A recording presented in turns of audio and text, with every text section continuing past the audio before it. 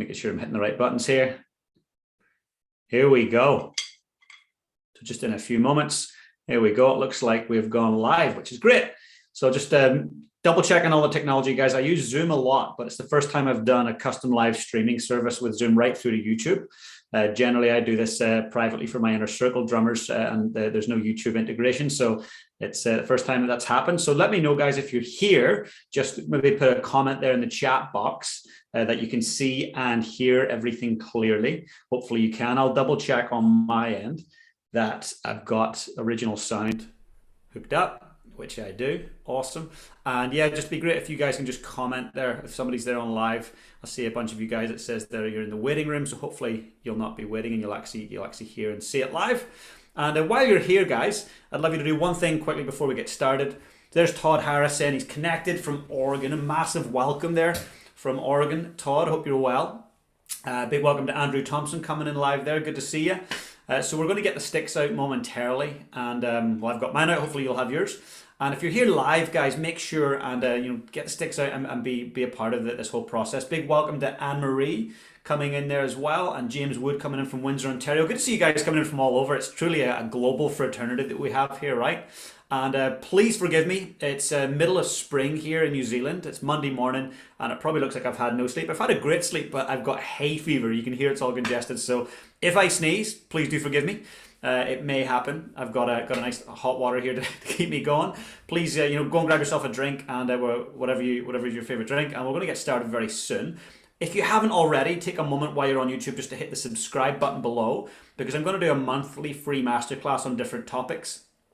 So hit that subscribe button and you'll see there's a little bell, like a little alarm bell type thing. If you hit that, it just simply sends you a notification going, hey, there's another live masterclass, or there's another video that's been put up so you don't miss out on it. Big welcome there to Craig M coming in. Big welcome to Pat, said you can hear me loud and clear. Mike Wright, great to see you. Tom H from Detroit. Joe Gallardo, Chicago in the house. I love it. Well, I'm coming to you guys from New Zealand. Obviously, this is not a Kiwi accent. So I'd like to just give, for those who don't know me, who haven't worked with me before, I'd like to let you know a little bit about who I am and why I drum and how long I've been drumming. So I'm from Northern Ireland, and I started drumming at the age of 8 or 9. I became pretty passionate about it pretty quickly, as I'm sure many of you guys have as well. And for me, I guess the whole bagpipe melody line, it's so incredible, and I got so hooked on it from a young age. And I had some great tutors. I go back and I think of Mr. Lee, who started me off, and then Gary Moore and Curly Ray. Then I had the opportunity to go and sit with Bobby Ray and learn from him, and Andrew Scullion.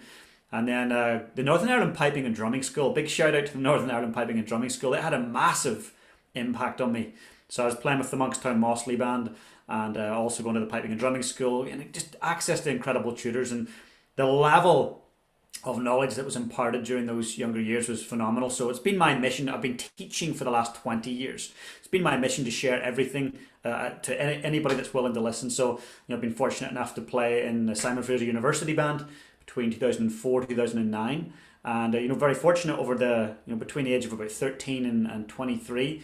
I won 7 world titles, 2 of those in the juvenile solos, world solos, and 5 of those with SFU. Then I came down to New Zealand and was the leading drummer with the Canterbury Caledonian Band, and we were again very fortunate to win 6 consecutive New Zealand National Grade 1 Championships, and also make it into the top 10 on a few occasions at the World Pipe Band Championships. So I'm incredibly passionate about teaching. It's what I do. In fact, I've got an inner circle. A big shout out to you guys. If you're in the inner circle, comment below. I'd love to say hello to you. So I go live twice a week and do these types of masterclasses on Zoom, and I get to see all your beautiful faces and connect and field questions. So tonight I'm actually doing a masterclass for my inner circle on open rolls, and then later in the week I'm doing a live composition where I'll share my screen and compose a score real time, and let people see how that all unfolds. So big welcome. And guys, as I say, if you just take a moment before we get started to hit the subscribe button on YouTube. And if there's any other drummers share this with them. I'd love to get the word out and help as many people as possible. And so I've got my Zoom up here, and I've got my Facebook comment or my YouTube comments to the side here. So I see a message coming there from Seattle from my good friend Yori Chisholm. He says, it looks and sounds great. Thanks a million, Yuri. I appreciate it, man. Looking forward to seeing you soon, hopefully over in North America if COVID permits. Big hello there to Tim Jefferson, also coming in from Seattle. Bruce Mackay coming in from Scotland. Toby, hello, mate. Anne coming in there. She's an Inner Circle member. Really good to see you, Anne. And new but old 47. Good day, mate. Maybe it's somebody from down this neck of the woods, Australia, New Zealand.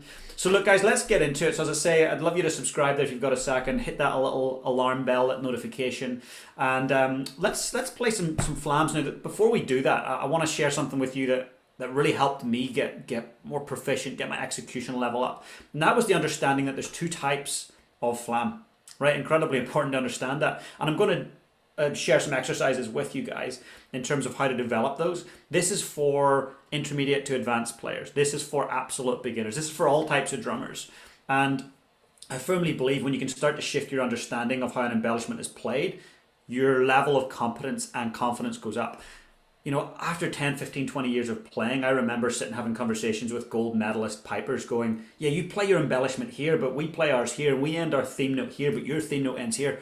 And these conversations led to better ensemble, better understanding, better conversations that then led to overall better performances, right? So that's what I'm going to share with you today is some of these conversations I've had and how we actually apply them. I do not believe in drumming for drumming's sake, you know, playing an exercise for 10 minutes, if it doesn't actually apply in a practical way to your playing. Big welcome there to Tom H., one of my Inner Circle members from Michigan. Dermot Palmer, great to see you live. And Brian coming in from Kelowna, Canada, absolutely great to see you.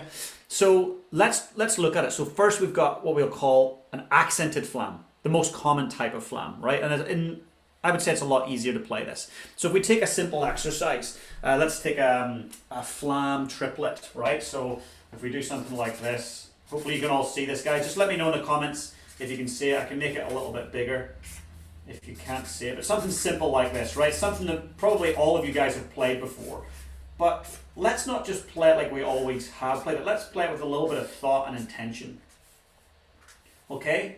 So if we take something like that, an exercise like that, right? Flam, tap, tap, flam, tap, tap, right? So what I want you to think about here is how do we execute the flam, right? Now, as a kid, I remember in Northern Ireland being told it's a foot and an inch, right? That was the height distinction. Now, yes, it is, but not all flams are made equal. Not all flams are meant to be played the same height. And if we did that, obviously if we played all our flams the same height, it would be easy to remember. You'd execute it consistently, but too much certainty leads to what? Boredom, right? It's just like life. If things are too certain all the time and too predictable, it's going to become boring. So it's really important that you have a sense of variety in your playing. So this is where the different flams, the soft flam and accented flam, come into play. So if we look at the execution of a flam, now I've got lots of videos out there on the YouTube channel, you'll see them too, in terms of how to hold your sticks. So I'm not going to go into detail on how we hold our sticks, but I'm assuming that you've got good technique. You've maybe watched some of those videos, and if you haven't, go and check them out. So if we look at the right hand flam, right, this is going to be an accented flam. Okay, now, this doesn't need to be. I see so many bands and so many drum corps over accenting. Now what happens when we over accent? Well, it leads to messiness. It leads to sometimes clipping the notes. It leads us to rushing. It leads us to deadening the flam. Ever hear this? Right? When you over accent, you're more likely to do that.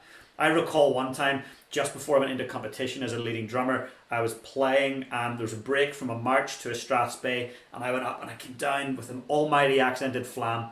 What did I do? I hit the rim of the drum with this part of the stick, and the stick shattered, right?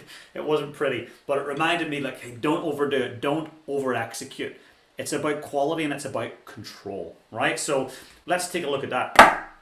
The left hand. Now, I want you to take a look just at the low hand, and as you play along, look at your low hand. How much movement do you see in the low hand? It's not this. To accent a flam, this is one of those myths that took me a while to figure out myself. To accent a flam, you do not need to accent or lift the low hand. It's your embellishment. It's the high hand that you lift and accent, right? So that's your theme note. That's your main note. The little note, the low hand, is your embellishment. And what is an embellishment? Well, it's there to adorn a note, to add depth and grace to it. So when you're doing a big accented flam, the low hand doesn't get accented. Let me accent the low hand and let you hear that. It's not pleasant, right? It's very unpleasant. So I want you to think about the low hand being soft. It adds grace and depth to the main note, the theme note. Just going to keep a wee eye on comments. Guys, if any questions come up, please just pop them in there. I'll keep an eye on just in case anything comes up as we go. Big hello there to my good friend Lloyd Martins coming in from Canada. Jim Houston coming in from South Africa. Good to see you, man. Andrew Thompson, one of my Inner Circle members from Aberdeen. Absolutely brilliant to see you all. So I want you to rethink how you're accenting, and I'm going to challenge you. Go to YouTube and check out some videos later today or tonight or wherever you are in the world, and look at drummers who are over accenting. Look at the height of their low hands, and then listen to what you're hearing. It's going to be easier to distinguish it when you hear a soloist playing versus hearing a core play. The same thing when you're doing a left hand flam, right? The right hand does not go, it doesn't come up, the right hand stays down. So if we're going to accent, it's with the theme note, the main note that we lift up, which is the high hand, right? Let's try that hand to hand. And again, it doesn't matter whether you're an advanced player or you're just starting out, it's about consistency. And we're trying to create that sound, that plup, P-L-U-P, getting that plup sound every time, not dup. You don't want that. We don't want that, right? That's not a flam, that's a dam, right? It's a dead flam. So we want to be getting high hand and low hand. Don't accent the low hand. Let's try that exercise.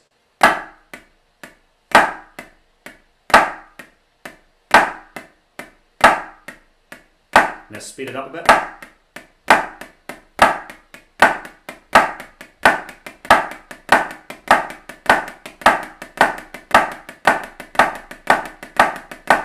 Now what do you notice as I get faster?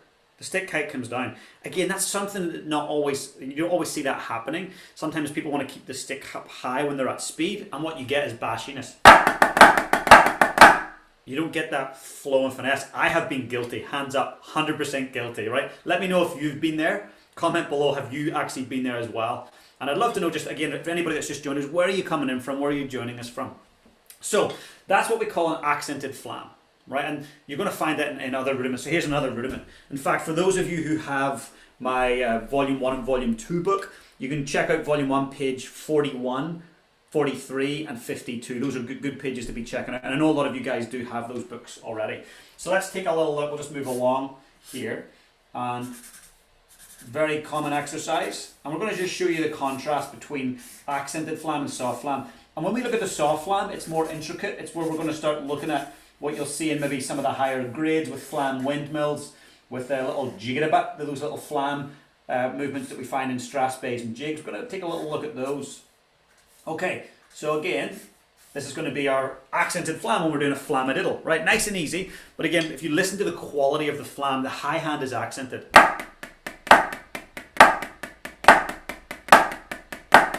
And it's not that. I find it quite funny to even play like that. So, quality control.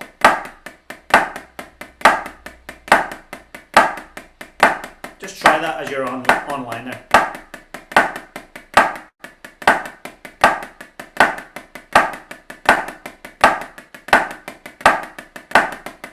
Now we're keeping that consistency as we go, right? It's really, really important that you stay consistent with your height and the sound.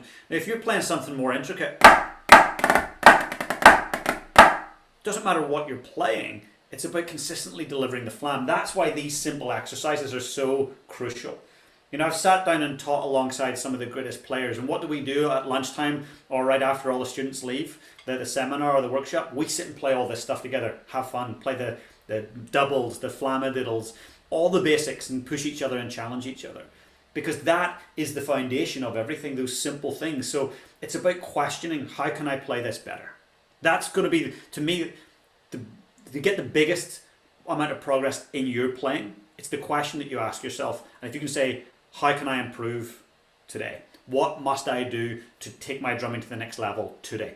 That simple question is going to put you in a different mindset to actually make those steps towards leveling up. Now, before we look at a soft flam and how we'll execute it, which is very, very different to the accented flam, just if you haven't already, hit subscribe on the YouTube channel below and hit that little bell, that little subscribe bell. And what I'll do as well is I've got a free 7-day course. It's a phenomenal course called Drumming Transformation Week. I'm going to put the link in here in the chat. and I'll put it in the comments later after we finish up with the live. But it's a free 7-day video course that you get. It gets emailed to you every day. You get access to the members area for it. So I'll get the link and I'll drop it in here. Just bear with me 2 seconds. Here we go. I'll just pop it in. And if you haven't done it already, guys, I know you'll love it. We've had several hundred people go through it in the last month. So I've just popped it in there. Joe Gallardo says, I've played like a brash brute when the only snare in the band during certain performance because I had this false belief I could not be heard. When reviewing the video, the sound was very messy. Honestly, Joe, that's epic. I'm so glad you brought this up. I've been guilty as well. I remember getting invited in to be a guest player for a band, for a grade 2 or grade 1. Actually, it was a grade 2 band in Australia and a grade 1 band in New Zealand. And they didn't have a lot of players. Both of these bands didn't have a lot of drummers. Like, James, could you come and support us for this competition coming up? I said, yeah, of course, I'd love to. Any opportunity to travel, play drums and wear a kilt, I'm in. So I remember overplaying and hands up high and bashing because I felt like I needed to carry the drum corps. I needed to add the depth. But when I look back at those videos, just like Joe, just like you've mentioned, I was crashing and banging. I was out of time. I was making the performance worse, not better. So I really do believe that play within your weight. And we've all got different natural weights that we play at, but play within your weight. That to me is just crucially important, really important. So guys, let's take a little look here. And here's another one, actually, another common accented one. So if I play it over here, you'll see this in your 2/4 marches, your hornpipes, your reels. This is a really common one.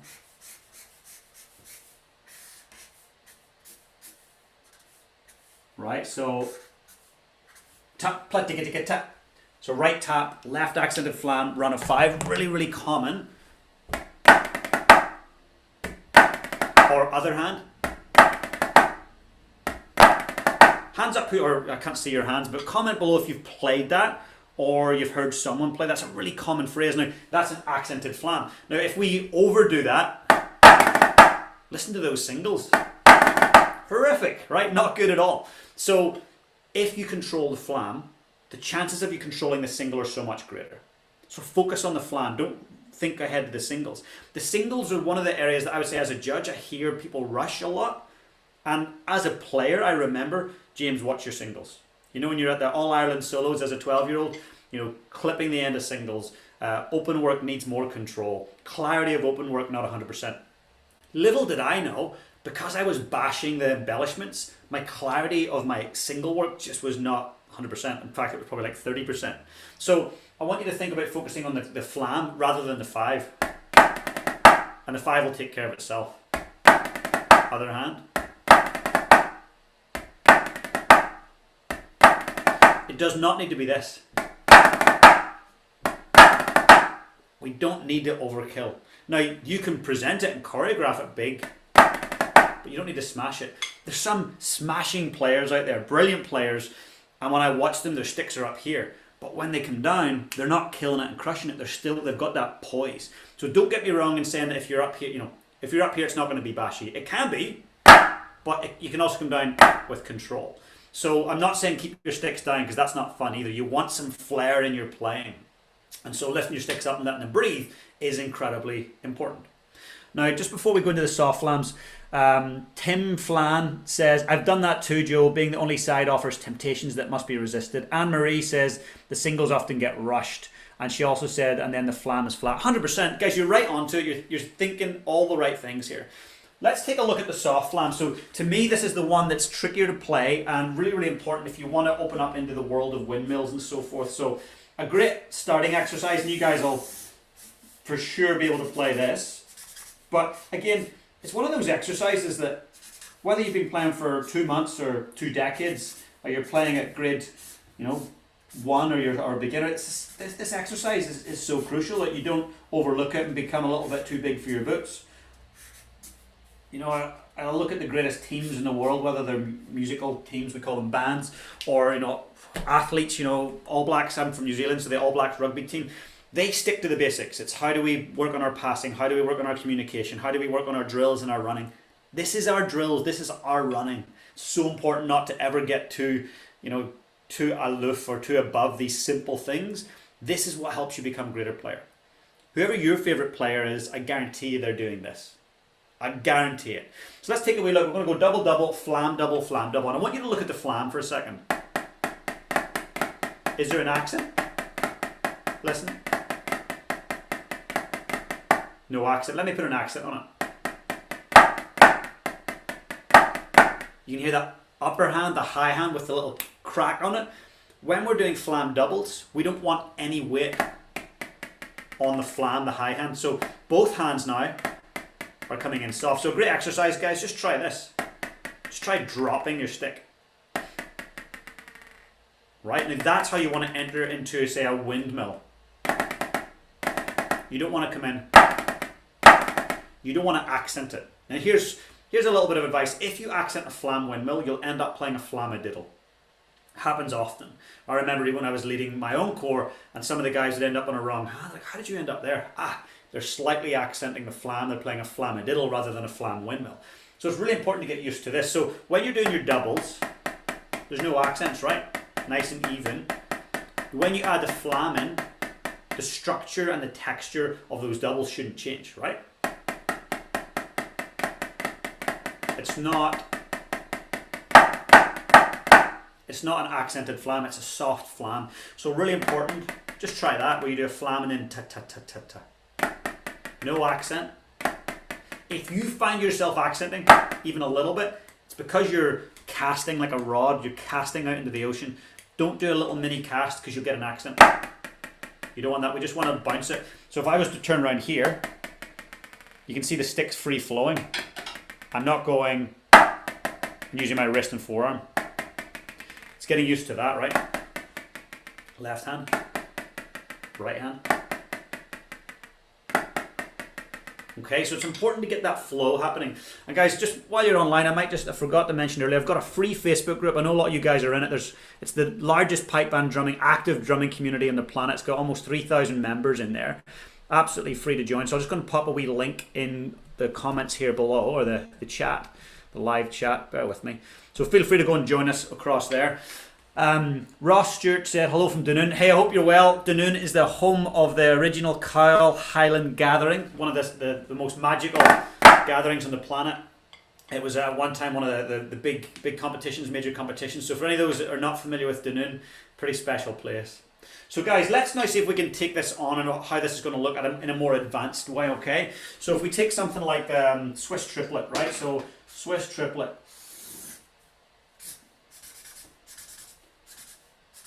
And for those that have got my Guide to Pipe Band Drumming Volume 1 or Volume 2, there's several pages in there of Swiss triplets and inverted Swiss triplets. Forgive me for not putting time signatures in, I'm just kind of throwing rudiments up there at the minute. So let's take a look here at this Swiss triplet. So we've got, listen to the flam and watch the flam. I'll do it from a different angle as well. It's not, there's no accent, right? It's a Swiss triplet. It starts with a flam on the right and a tap on the right. Right, so you're getting this soft bounce, right? So it comes back to this, being able to play a double. I'd say your double is one of the most crucial rudiments that you'll play. It really is. Let's take a look at it on the left. So it's the same exercise here, but just on the left.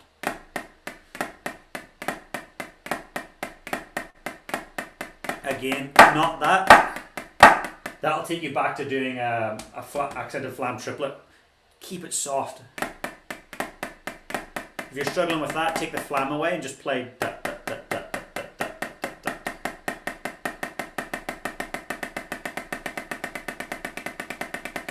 That's fine, but then flam it. No accent on the flam.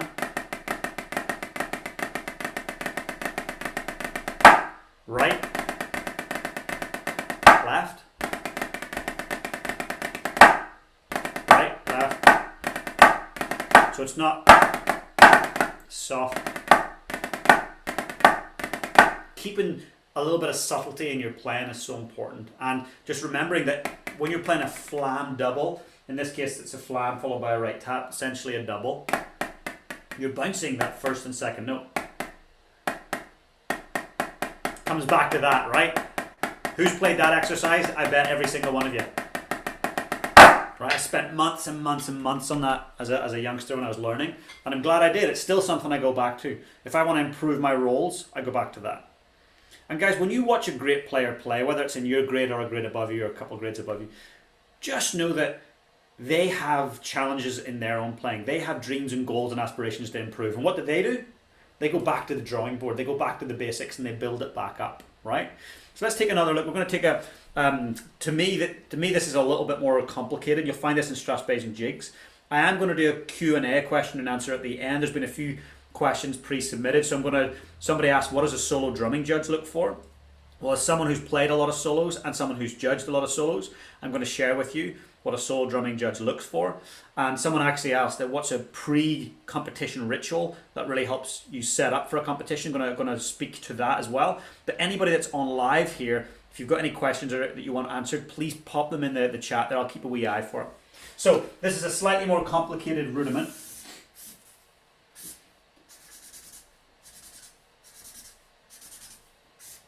As I say, guys, if you've just joined us, make sure you hit that subscribe button on YouTube. I'd really appreciate it. And put a triplet. Hit the little alarm bell symbol as well, because you'll get a notification when my next masterclass comes up. And for anybody that wants to come to the next masterclass, you've got a certain topic that you want covered, send me an email, james@cometodrum.com, and I'll be sure to present on that topic. If enough people ask for the same topic, I'll happily present on it.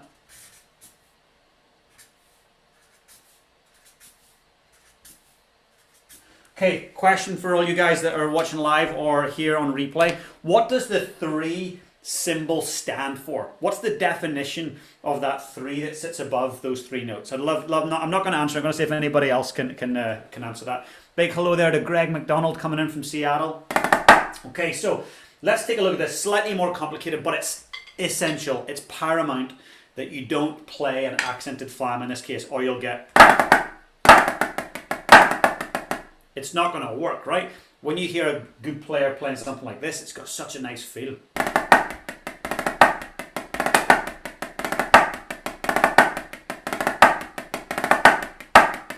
Okay, it's got that nice flow. Now, I was working with a grade 2 player about a month ago, and they were struggling with this with their drum corps. And we found out the reason why. They're putting a slight, and I mean slight, accent. It's not a lot, but it's enough to make the rudiment lack the flow. It's enough to make it feel awkward, and it's definitely enough to make it sound like you're not with the rest of the drum corps. You're not playing in time, right? So look at the right hand flam. I'm going to play the left on my knee. What am I playing on the right? Just a right double. If I do it in the other hand, it's a light double, right? If you can play a light double, you're going to be able to play that.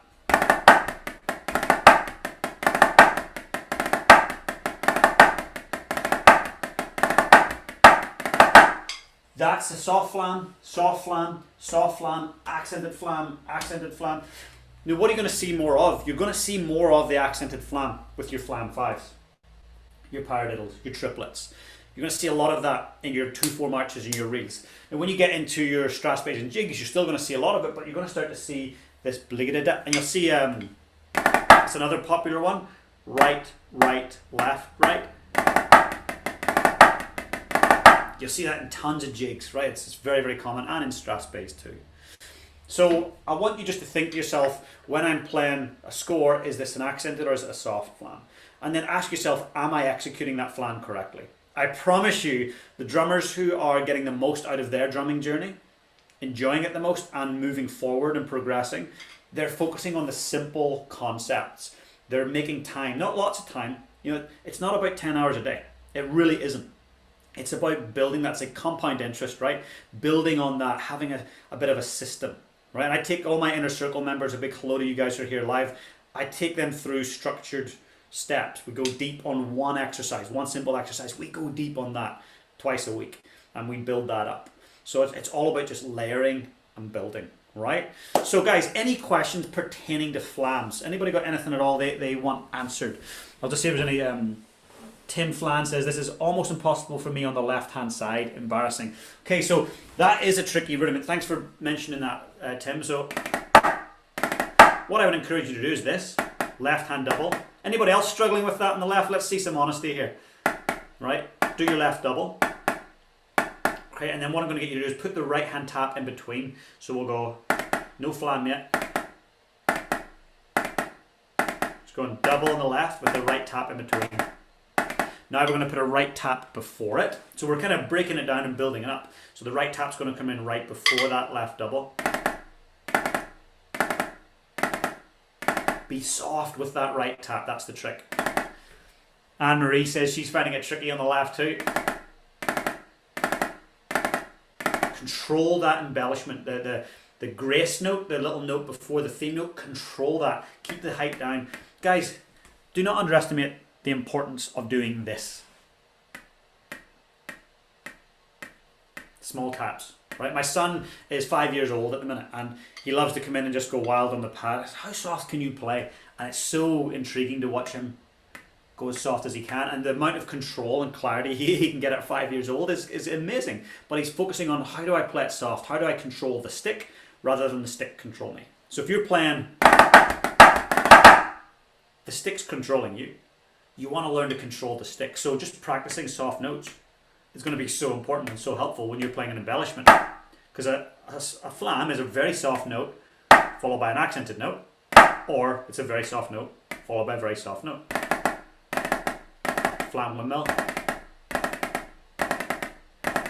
And as I mentioned there, guys, and just for those that already have Volume 1 and Volume 2, you can jump in there. There's lots of pages. I think I mentioned a few of them. Volume 1, page 41, 43 and 52, and page 37 and page 44. There's lots in there, guys, so if you've already got those, jump in and make the most of them. But guys, just before we go to Q&A, I see Drew Mackay coming in there from the UK, from Liverpool. Great to see you. I've been a Liverpool Football Club supporter since I was a wee one, so great to see you. Hopefully you are too, but if not, hey, don't hold it against me. So I want you guys to think about just getting into the basics of the flam, thinking about the two different types of flam, and asking yourself, if you're struggling with something, is that because I'm playing the wrong type of flam? If you are, guys, please reach out to me, send me a screenshot, jump into the free Facebook group, post it in there as a little photo and tag me in it, say, James, what is this, soft flam or an accented flam? I'm happy to help you. And of course, anybody that's in my inner circle, you can get me directly on WhatsApp. You can send me a voice note, send me a video, and I'll give you some direct help and feedback. So guys, I'll just check if there's any other messages came through there.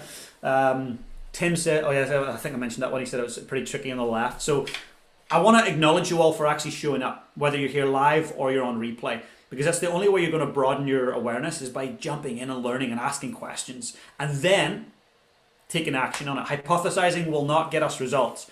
Take the action, get the practice in. And I guess we're getting towards the end of the year. I'm going to ask you guys, what is your intention to finish the year strong?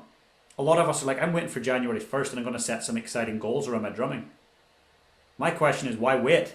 Start today. What are you going to do to finish strong? And maybe ask yourself that question. What can I do to finish this year strong with my drumming? Right? So that could be to practice an extra 10 minutes a day. It could be to go back through all the key basics. You know, I use the power of 4. It's a framework I use for all my students. Singles, doubles, triplets, and paradiddles. And then using that as the springboard every day to do something really productive. So how do we think about that? And as I said, guys, if you scroll up there, you'll see that there's a link to, I'll pop it back in. There's a link here to the free Facebook group and a link to the free Drumming Transformation Week, which I put a ton of time into that Drumming Transformation Week. It's a 7-day live course and it's free, 100% free. You get a lot with it. You get free rudiment sheets, and yeah, the feedback on it's been phenomenal. As I said, a couple of hundred drummers have been through it already. So I'll pop those links in there. Don't miss out on it. See, Lloyd Martin says, inspiring session, James. Thanks for putting this up. Lloyd, thanks a million, man. I really appreciate it. Coming from you, you're a drummer I really respect over there in Canada. I hope all's well with you. We look forward to seeing you again, hopefully someday soon. And guys, in terms of a Q&A, so I'm going to share this with you.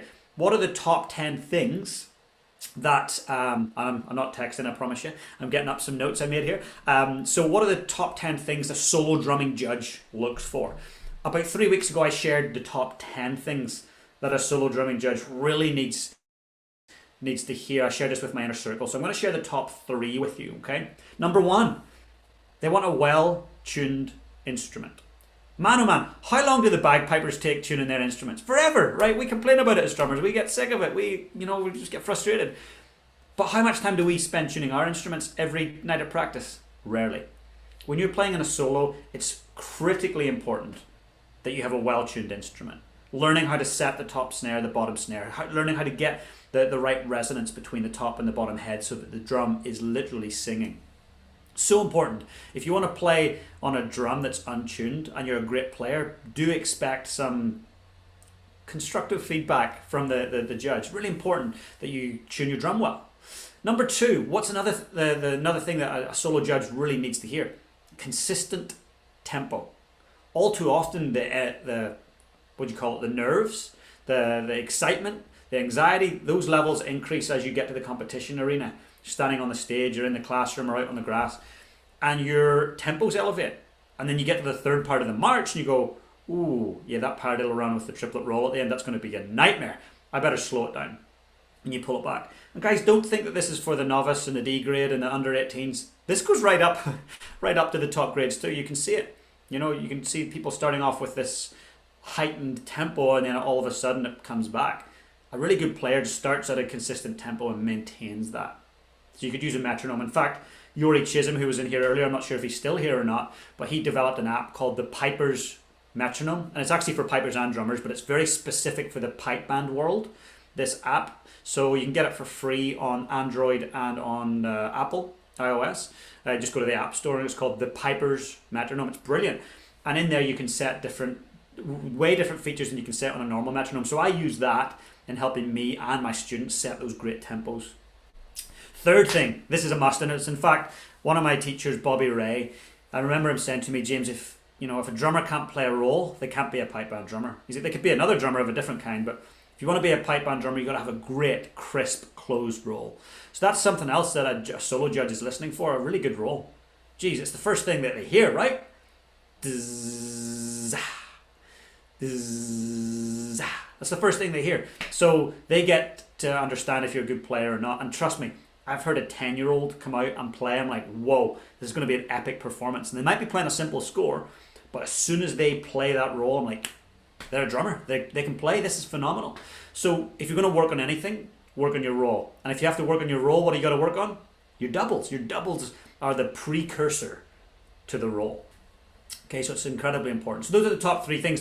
There's 7 other things there that I listed out that I shared with my inner circle members. So if any of you guys do want to come and join the inner circle, do let me know. Drop me a line, or go and check it out, pipebanddrumminginnercircle.com. I think that those little tips certainly helped me when I was playing solos, and certainly as a judge, those are things I'm listening for along the way. So let's take a wee look at another question coming around pre-competition rituals. Anybody here, if you're here live or on replay, what's something you do right before you play? What's something you do the morning you play or the night before? Anybody got any funny rituals? I remember in SFU, the morning of the World Championships, one of our rituals was that our leading drummer, Reid Maxwell, would cook the whole drum corps a cooked breakfast. So we had haggis, we had the Lorne sausage, we had the bacon, the beans, just a recipe for the digestive system.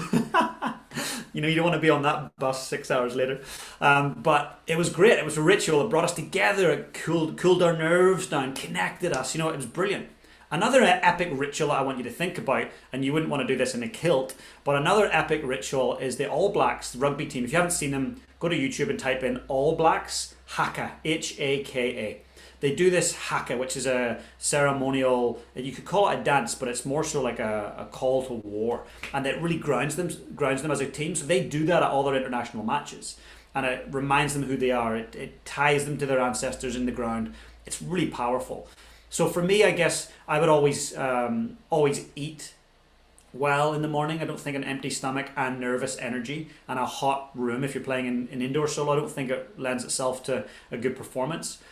Right before I would play, I would always run my hands under cold water because I'd get sweaty hands and my sticks would slip. So I'd always make sure to do that. Those are 2 high level rituals. I'd also make sure that I would have about an hour of rudiments, just warming up with rudiments. And even with my drum corps, I was doing the same thing, warming up with rudiments on drums as a drum corps. Might look strange to some onlookers, but it gave us the opportunity to focus on getting collectively together. When you're at a competition, get to the competition ground and playing straight into your competition set, it's intricate. There's lots of ins and outs, and your hands aren't warmed up. So you're likely going to have a tight Swiss rough. You're likely going to have some dead or dry rolls.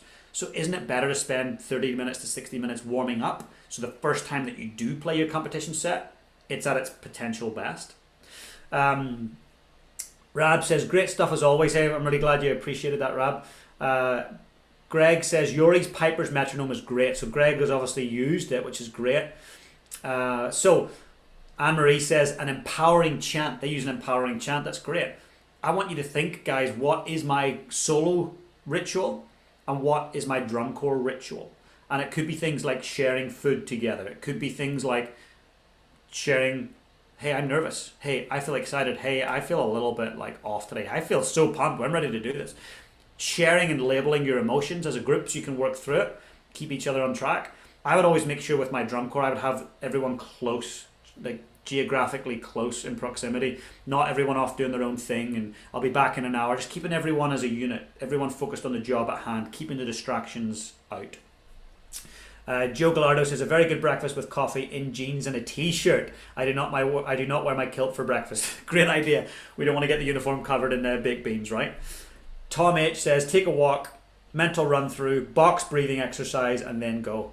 Anne-Marie says, sorry, referring to the haka. So Tom Hinsman, taking a walk, brilliant. So one of the leaders I look up to is a guy called Nelson Mandela. I'm sure many of you have heard of Nelson Mandela. And he was known to take long morning walks. And it's a form of meditation. It's a time to think. So in fact, this morning I was up at 4:30, still dark out, birds were going wild, went for about a 45-minute walk. It was really great. And just let me center on the day. I got to think about what I was going to be doing. This is part of what I'm doing today. So I was thinking through how that was going to go, what intention I was going to bring to it. So in the morning of a competition, doing the same thing. I remember up at Stirling University in Scotland with SFU and with my Canterbury team, in the morning of the Worlds, I would go for a walk. And in fact, every morning leading up to the Worlds, morning walk, whether it's raining or it's sunny, just think time, prep time.